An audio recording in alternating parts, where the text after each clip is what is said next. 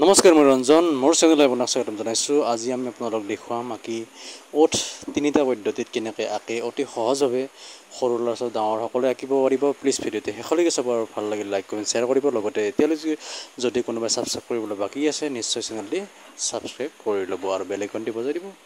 তাৰপিছত আপোনাৰ ইয়া চাওক, বাহিৰত ধুনীয়া বৰষুণ দি আছে, বৰষুণ বতৰ। মই বৰষুণ বতৰত ধুনীয়াকৈ ইয়াতে ছবি এই ধৰণে আঁকি আছোঁ। এয়া চাওক, ওঠ তিনিটা শূন্য অৰ্থাৎ গোলাকৃতি আঁকি পেলাই এই ধৰণে ওঠ আঁকিব পাৰি অতি সহজে।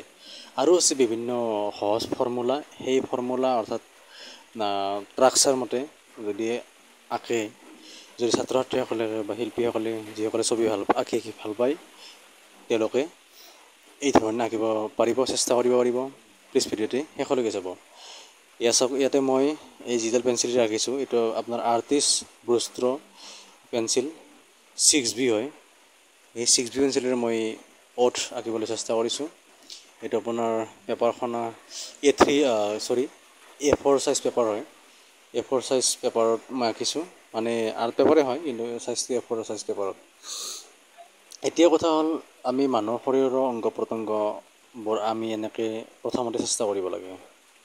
এজন ছাত্ৰ বা শিল্পীয়ে এই ধৰণে যেতিয়া শ্বেপবিলাক সুন্দৰ হ'ব তেতিয়া তেওঁ মানুহৰ হিউমেন ষ্ট্ৰাকচাৰ অৰ্থাৎ মানৱ শৰীৰৰ অংগসমূহ আগতে সুন্দৰ হ'ব। প্ৰথমতে এই ধৰণে প্ৰতিটো অংগ এই ধৰণে আঁকাৰ চেষ্টা কৰিব লাগে। আৰু আগতে মই ভিডিঅ' দিছোঁ লুমিছ মেথডত কেনেকৈ আঁকিব পাৰি, আগলৈ আৰু ভিডিঅ' দিম। কিন্তু এইবিলাক ভিডিঅ' বনাওঁতে বহুত সময় লাগে বা বিভিন্ন কামৰ মাজেদি তথাপি ছবি ভিডিঅ'বিলাক অঁকা হয়। কিন্তু মই যিমান পাৰোঁ চেষ্টা কৰিম। আপোনালোকে শ্বেডিং ভিডিঅ' বহুত দি আছোঁ, কিন্তু বাকী ৱাটাৰ কালাৰ হওক এই ধৰণৰ ভিডিঅ' বেছি দিব পৰা নাই, কাৰণ সেই ধৰণৰ ভিডিঅ'ত বেছি সময় লাগে। তথাপিও মই দিম বাৰু মাজে মাজে, কিন্তু নিয়মীয়াকৈ দিব নোৱাৰিম, কাৰণ বিভিন্ন কামত ব্যস্ততাৰ মাজত ছবিটো কৰা যায়, সময় পালে কৰা যায়। বাকী বেলেগ সময় বিভিন্ন কামত ব্যস্ত থকা যায়, সেইকাৰণে সময় নহয় গন্তিৰে সময় নোহোৱাৰ বাবে অলপ ছবি ভিডিঅ' খুব কমেই হয় আপলোড দিয়াত। তথাপিও আপোনালোকে চাব, ছবি ভিডিঅ'সমূহ চাব, বাকী ব্লগিং ভিডিঅ' সকলোখিনি চাব।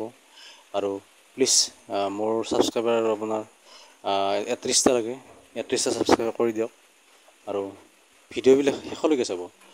আমি বহুত কষ্ট ভিডিঅ'সমূহ বনাওঁতে, এতিয়ালৈকে বহুতে মানে চাই কিন্তু আধাতে চাই কিনে সামৰি থৈ দিয়ে। এতিয়া মোৰ ভিডিঅ' চিম্পুলে হয়, কাৰণ মই মোবাইলতে এডিট কৰোঁ, মোৰ কম্পিউটাৰ বা লেপটপ তেনেকুৱা ধৰণৰ সামগ্ৰী নাই।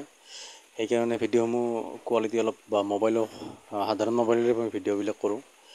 সাধাৰণ মোবাইলেৰে 5G নহয় 4G মোবাইলেৰে মই ভিডিঅ'বিলাক কৰোঁ। পিকচাৰ কোৱালিটি বেয়া পোৱা তাৰ পৰা ক্ষমা কৰিব।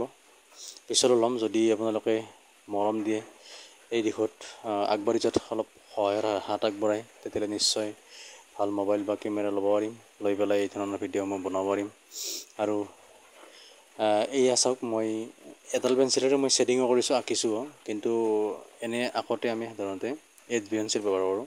এইটোত মানে ভিডিঅ'টো সুবিধাৰ কাৰণে বা পেঞ্চিল সাল সলনি নকৰাকৈ এই ধৰণে কৰিছোঁ। কিন্তু এই ধৰণে কৰিলেও মানে কিছুমান ক্ষেত্ৰত অলপ মানে ছিষ্টেম এটা আছে, কেনেকুৱা এতিয়া মই ইয়াত আঁকোতে একদম মানে আঁকিছোঁ আৰু মানে ধৰি লওক এতিয়া ডেমো হিচাপত আঁকিছোঁ।